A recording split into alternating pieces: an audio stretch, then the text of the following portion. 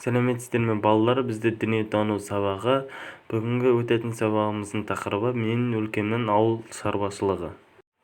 Сабақтың мақсаты өз өңіріндегі және Қазақстанның басқа да өңірлеріндегі адамдардың шаруашылық қызметтерін, табиғат жағдайлары, рельеф, климат, өсімдік және жануарлар әлемі, су нысандары байланыстырып талдау.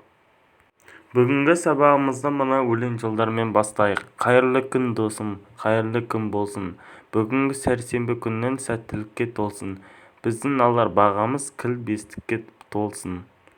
Оқушылар, адам не себепті тамақсыз өмір сүре алмайды? Біздің дастарханымызда нан және басқа да тағамдар қайдан келеді? Оны қайдан алады? Осыдан 10 шақты жыл бұрын ауыл тұрғындары ұжымшарлар мен кеңшарларда еңбек еткен.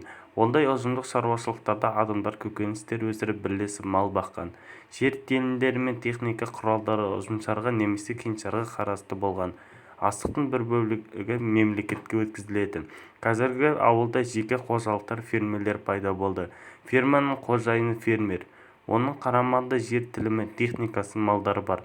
Қандай шаруашылық немесе дақыл өсірумен айналысатын фермердің өзі шешеді. Ол жиналған өнімнің көп бөлігін сатады да қалған бөлігін өзіне қалдырады. Бұл фермердің шаруашылығын өркендетуге бағытталған жоспарлы ісінің бірі.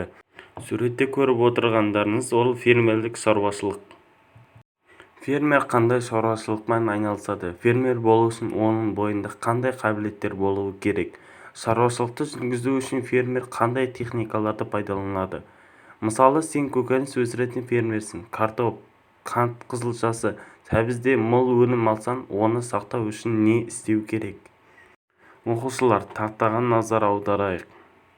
Оқушылар, сызбаға назар аударыңдар. Ауыл шаруашылығы қандай салаларға бөлінетінін айтыңдар.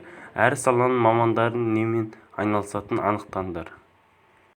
Берілген кестені дәптерге көшіріп жазыңдар.